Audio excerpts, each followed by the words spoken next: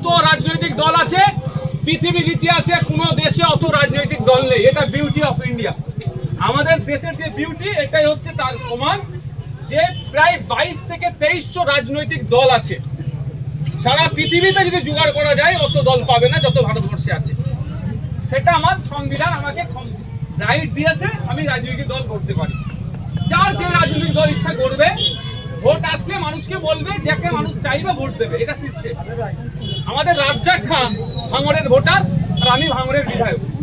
আমি প্রথম দিনেই কি বলেছিলাম যে রাজ্জাক খান খুনিদের আমি শান্তির ঘুম ঘুমোতে দেব না। কিন্তু রাজ্জাক খান আমার কাছে ও তৃণমূলের থেকে বড় পরিচয়, উনি ভাঙড়ের একজন ভোটার।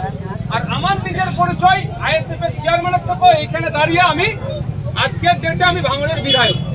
সুতরাং আমি বিধায়ক, আমার এলাকার একজন খুন হবে, তাদের বিরুদ্ধে আমার লড়াই চলবে। সবসময় সামনে দাঁড়িয়ে লড়াই করতে হবে এরকম ব্যাপার নয়। আমি এটাও পরিবারকে জানিয়েছি, আমার মাধ্যম দিয়ে প্রয়োজনে ব্যাকডোর থেকে আমি সহযোগিতা করব, কিন্তু রাজ্জাকার খুনিদের কিন্তু আমি শান্তির ঘুম ঘুমোতে দেব। একেবারে তার সাথে আমার রাজনৈতিক প্রতিদ্বন্দ্বিতা আছে। এটা ডেমোক্রেসি। যাকে ভালো লাগে বিজেপি করে, যাকে ভালো লাগে তৃণমূল করে, যাকে ভালো লাগে আইএসএফ করে, যাকে ভালো লাগে সিপিএম করে। আরো অনেক দল আছে, ভালো যার লাগবে সেটা করবে। এটা আমার দেশ সেই স্বাধীনতা দিয়েছে, আমি এটা আটকাতে পারবো না। যারা আটকাতে চায়, আমি মনে করি দেশের আইন বিচার ব্যবস্থার বাইরে যারা যে কাজ করে, আর দেশের আইন বিচার ব্যবস্থাকে যারা ধ্বংস করতে চায় তারা কি দেশদ্রোহী। তাদের জায়গা আগামী দিনে জেলে হবে। আজকে আমি একজন বিধায়ক হিসাবে আপনাদের সামনে উপস্থিত হয়েছি।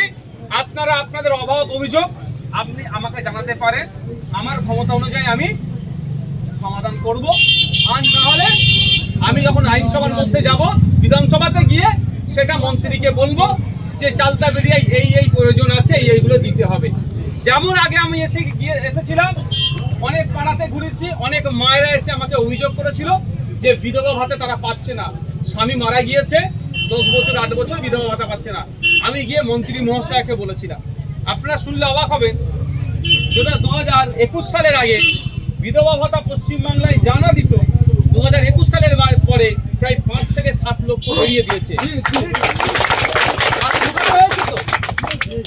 কানে ঢুকাতে হয়েছে তো। আমি বিধানসভায় গিয়ে আমাদের ভাঙড়ের ছেলে মেয়েদের কথা ভেবে, যে আমাদের ভাঙড়ের ছেলে মেয়েরা সেটা তৃণমূলের ঘরের ছেলে হতে পারে, বিজেপির ঘরের ছেলে হতে পারে, আইএসএফ এর ঘরের ছেলে হতে পারে, আমার টাকার দরকার নেই, ভালো প্লেয়ার আছে প্রচুর। তারা শর্ট লেগে প্র্যাকটিস করতে যায়, টাকার অভাবে সবাই যেতে পারে না। এই ভাঙড়ে একটা উন্নত মানের স্পোর্টস কমপ্লেক্স তৈরি করে দিতে হবে, যাতে আমাদের ভাঙড়ের ছেলে মেয়েরা এখানেই প্র্যাকটিস করবে, এখান থেকে খেলতে বিদেশেও যাবে, ভাঙড়ের নাম উজ্জ্বল। আমার হাতে ক্ষমতা নাই, আমার হাতে যদি ক্ষমতা থাকতো আমি এসে বসিয়ে দিতাম। তো আমার হাতে যেগুলো আছে সেগুলো আমি দিচ্ছি, যেগুলো নাই সেগুলো মন্ত্রীকে গিয়ে বলছি। তো আপনারা আমার কাছে আসতে পারে, আপনাদের অভিযোগ আমাকে জানাতে পারে, আমার হাতে থাকলে তৎক্ষণিক আমি সমাধান করব, আর না হলে এগুলো নোট করব। মন্ত্রী মহাশয় যারা সমাধান করার দায়িত্ব যাদের, তাদের কাছে আমি পৌঁছে দেব। এটা আমার দায়িত্ব। আমি এখন অপেক্ষা করবো কিছুক্ষণ, আপনারা জানাবেন। তবে একটা কথা আমি বলবো, এত মানুষ আছে, আচ্ছা রাজ্জাক খান বিচার হবেই, কিন্তু ওই যে বাচ্চাটি, বাচ্চা ছেলে বা বাচ্চা মেয়ে দুটো আছে, ওনার বাবা বলে কাউকে ডাকতে পারবেন? এই নোংরা হিংসার রাজনীতি আমাদের এখানে যারা চাষ করতে চাইছে তাদেরকে আমরা, কেউ তৃণমূল করতে পারে, যার যে দল, এটাকে বন্ধ করতে হবে সবাই মিলে। এই হিংসাটা ভাঙড়ের মানুষকে মিলে বন্ধ করতে হবে।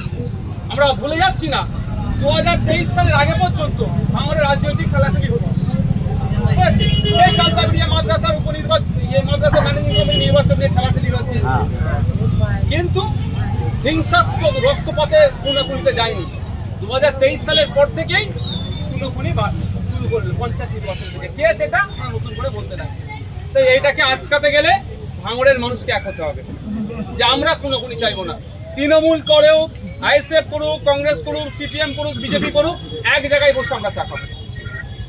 এই শপথটা আমাদেরকে নিতে হবে, নাহলে আজকে রাজ্জাক গেছে, কালকে অন্য কেউ যাবে। ও তো বলছে কি 5টা খুনোদয় হবে, উনি বললেন না যে আগে আমি খুন হবো তারপরে আমার 5 জন খুন হবে, এটা বলেন। এই সাহস তো ভাইজানের মধ্যে আছে। আমি ভাঙড়ের বিধায়ক, পঞ্চায়েত নির্বাচনের সময় আমি মমতা ব্যানার্জির কাছে ছুটে গিয়েছিলাম যে প্রয়োজনে মমতা ব্যানার্জি বলুক আমি সব প্রার্থী তুলে নেবো, ভাঙড়ে শান্তি চাই। এটা নোটোরিয়াস ক্রিমিনালের সাথে আমার প্রার্থী নিজের নাম করছি না, আমি আমার ভাঙড়ের মানুষের শান্তির জন্য বলেছিলাম আমি পঞ্চায়েতের প্রার্থী পর্যন্ত তুলে নেবো, হিংসা না হয়, মানুষ না খুন হয়। কিন্তু মমতা ব্যানার্জি তখন আমাকে সময় দেয়নি, তার মূল্যবান সময় আমাকে দেয়নি। তো আপনাদের বলবো যার যেটা ভালো লাগবে করুন।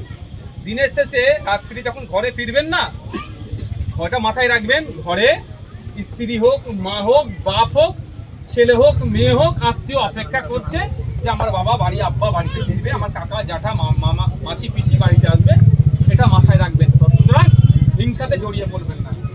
আজকে শুধু আপনার রাজ্জাক খাঁর পরিবার ধ্বংস হয়নি, যারা গ্রেফতার হয়েছে তাদের পরিবারগুলো কিন্তু ধ্বংস হলো। তাদেরও ছেলে পুলে আছে তো ভাই, তারা তো কি মনে করে জেল থেকে বেরিয়ে পড়বে? ও 3 মাসের গল্প শোনালে হবে নাকি? 3 মাসের গল্প শোনাচ্ছে কেউ যে 3 মাস পরে তুই জামিন পেয়ে যাবি, অত সহজ? তাহলে তাদেরও তো বাড়িতে বাচ্চা আছে নিশ্চয়ই, তারও স্ত্রী আছে, তারও বাবা মা আছে। তাহলে একটা রাজনৈতিক খুনে কত ফ্যামিলি ধ্বংস হলো। আর ও বাবু কি বলছে যে আরো 5টা যাই যাবে, কিন্তু ভাঙড় উদ্ধার করতে হবে। কি হবে? 1,21,000 টাকা মাইনে ও পাবে, আর ক্ষতি হচ্ছে রাজ্জাক খাঁর পরিবারই করতে। চাকরিটা এখনো দিত না, আমি চিৎকার চেঁচামেচি করার পরে তড়িঘড়ি চাকরি দিয়েছে। রাজ্জাক খাঁর পরিবারের বিরুদ্ধে আমি রাজ্জাক খাঁর পরিবারের পক্ষে, যাতে দ্রুত চাকরিটা দেয়, অন্তত পরিবারটা মাসুক খেয়ে পড়ে, যদিও 10,000 টাকা মাইনে, এটা বাড়াতে হবে আমি দাবি করছি, পার্মানেন্ট চাকরি দাবি আমি করছি। তারপরও অন্তত চাকরি রেখে মাথাটা গলিয়ে দিক, সেই জন্য আমি তো বারবার চিৎকার করি। আসুন, যার কোনো সমস্যা থাকলে জানাবেন। ভাই রোডটা ক্লিয়ার।